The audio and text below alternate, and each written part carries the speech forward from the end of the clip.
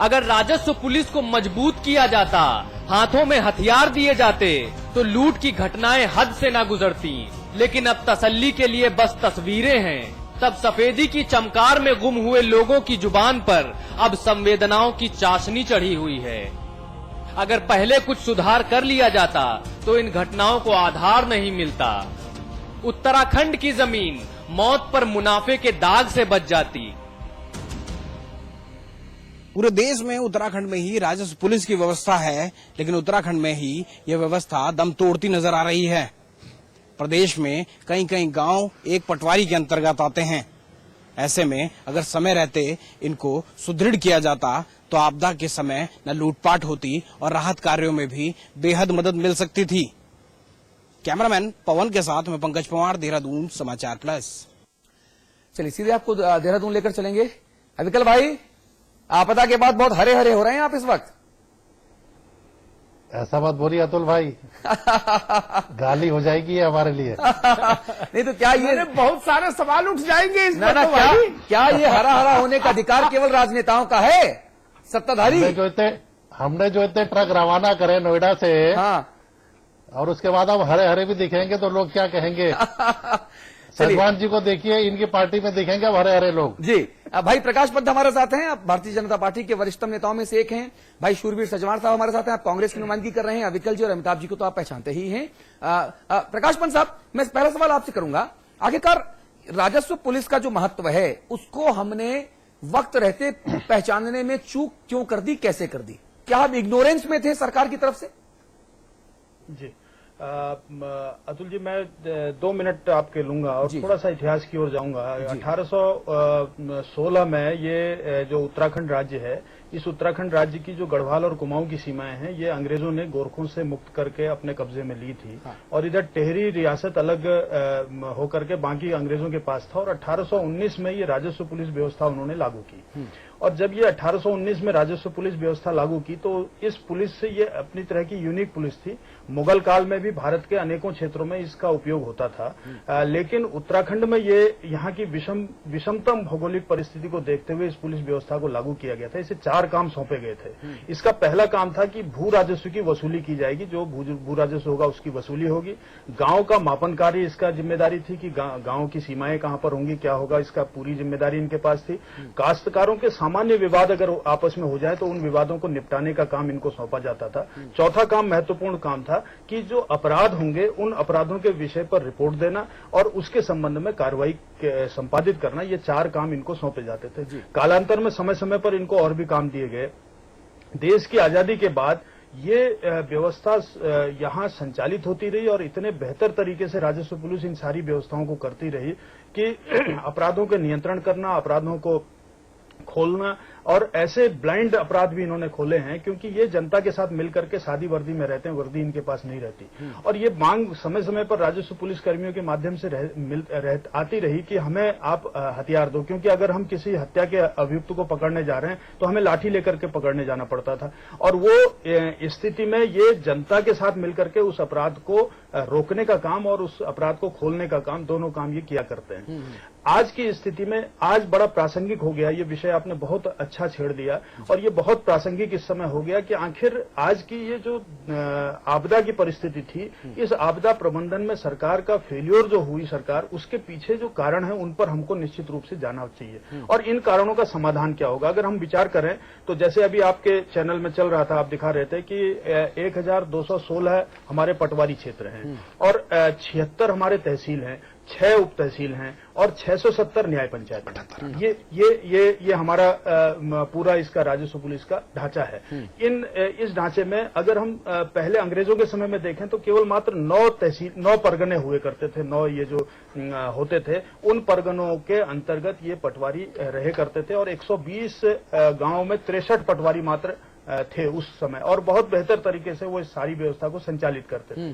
आज की परिस्थिति में अगर हम देखें तो ये जो 16,826 गांव हैं, इन 16,826 गांवों को नियंत्रण करने के लिए, इनके ये व्यवस्था को संचालित करने के लिए 11,588 जो गांव हैं वो राजस्व पुलिस के हाथ में, ये आपने अभी दिखाया था और ये बिल्कुल सही आंकड़ा आप दे रहे हैं।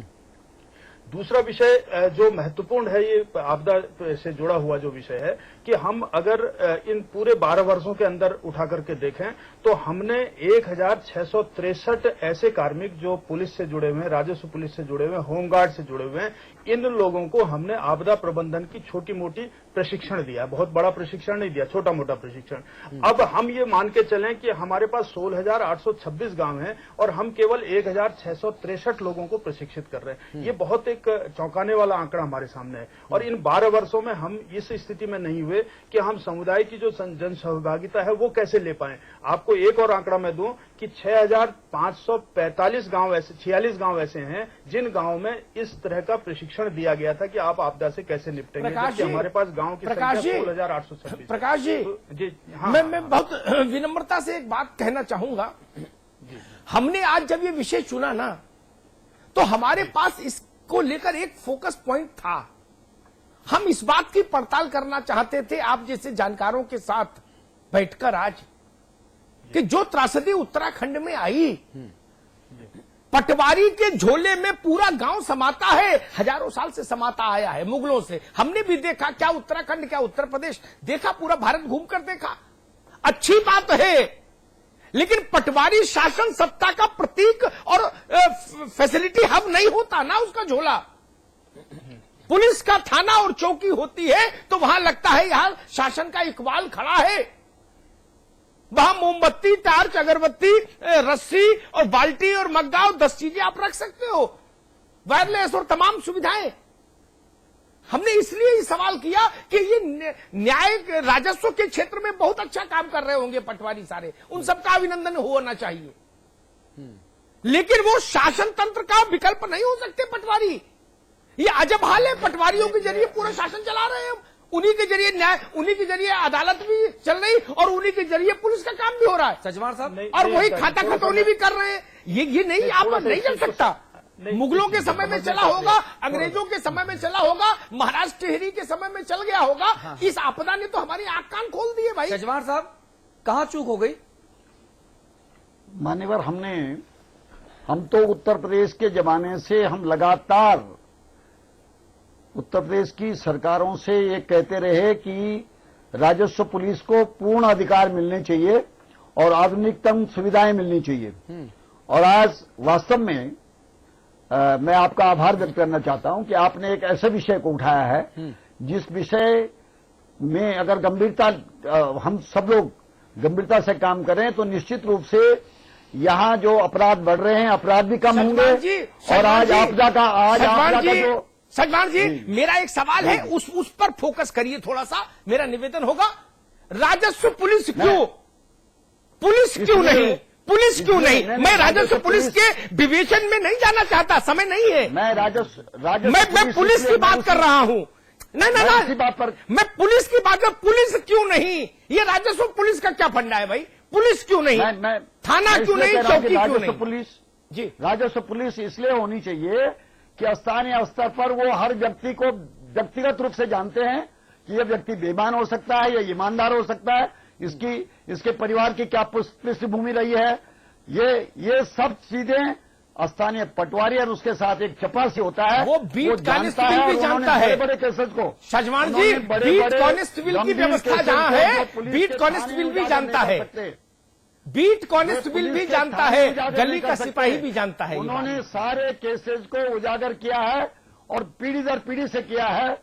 और टिहरी राजा के रियासतकालीन समय से लेकर के पूरे प्रदेश में जो व्यवस्था रही है और आज भी हमारे ग्रामीण क्षेत्र में वो व्यवस्था है। और आज भी हम दावे के साथ कह सकते हैं कि जो केसेज वो खोल सकते हैं वो पुलिस के थाने नहीं खोल सकते अगर उनको पूर्ण अधिकार दिए जाएं।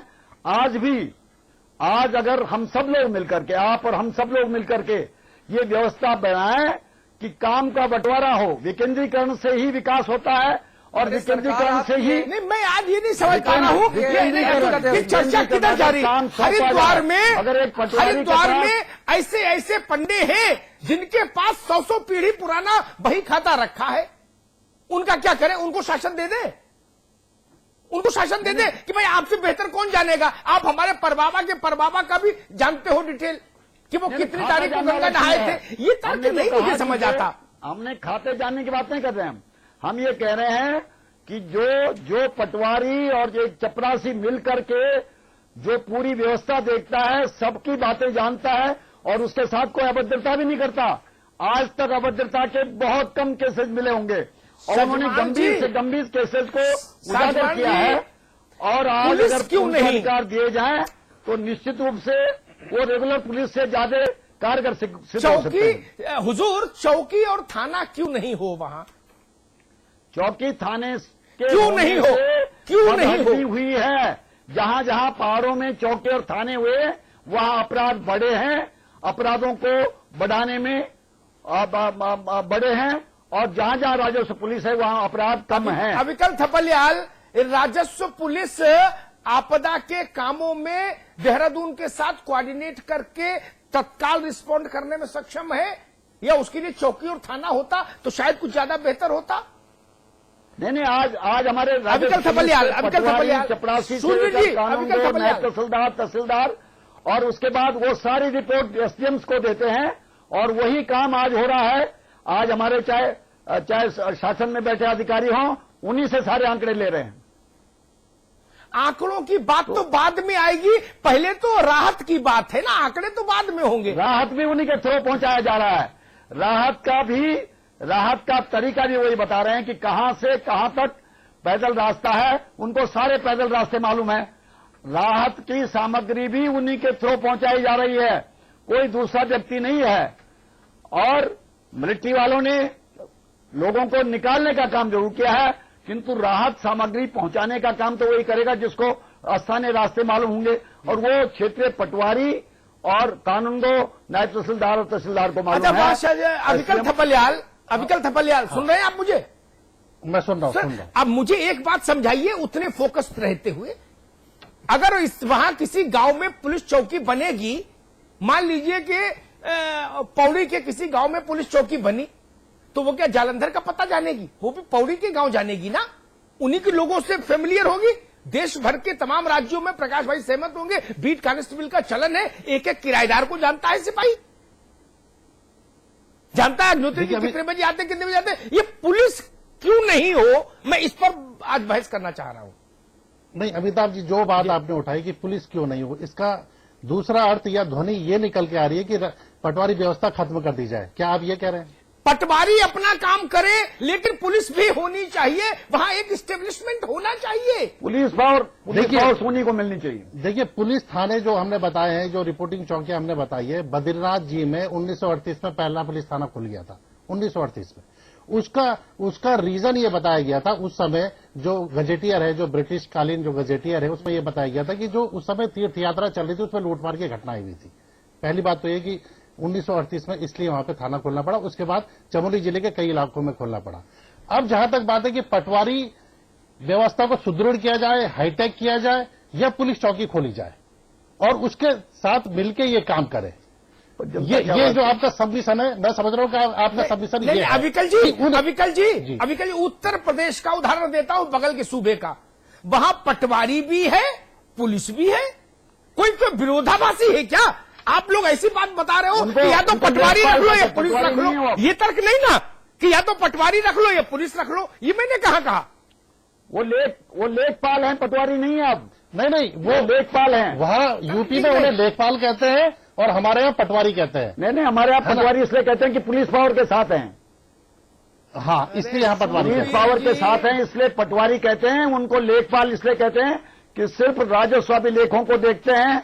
हमारे यहाँ तो पटवारी के पास पुलिस पावर भी है, हमारे यहाँ राजस्व अभिलेख भी वही देखते हैं, हमारे यहाँ जनसंख्या के आंकड़े भी वही तैयार करते हैं, पशुओं के आंकड़े भी तैयार करते हैं, और जाति प्रमाण पत्र वही देते हैं। जब सारे काम वही कर देते हैं, मूल निवास प्रमाण पत्र सब वही देते हैं। हुजूर, वो सब काम कर रहे हैं, पूरी सरकार वही चला रहे, तो फिर देहरादून में इतना काम तामड़ा क्यों? प्रकाश पंत जी को सुनिए, उनका प्रतिनिधि वही है वहाँ गांव में। प्रकाश पंत जी, मैं चाहूंगा इस पर थोड़ा सा तस्वीर साफ गांव में वही होता है पटवारी। हाँ, प्रकाश पंत जी को सुनिए। जी प्रकाश जी, एक बात अतुल जी, अमिताभ जी, थोड़ा सा इस बात को गहराई से सोचने का प्रयत्न करें, क्योंकि आपका जो दायरा है वो पूरे व्यापक दायरा है, और मैं ये आपसे विनम्रता पूर्वक कहना चाहूंगा कि ये जो पटवारी व्यवस्था है ये उत्तराखंड के उस सुदूरवर्ती ग्रामीण अंचल तक पहुंची हुई व्यवस्था है और इस व्यवस्था में हमारी 670 जो न्याय पंचायत है उन न्याय पंचायतों में हमने पटवारी चौकियां बनाई हुई हैं और उन पटवारी चौकियों में पटवारी बाकायदा बैठते हैं और उसके माध्यम से उस सारे जो जितने भी राष्ट्रीय और राज्य स्तर के कार्यक्रम है वो उस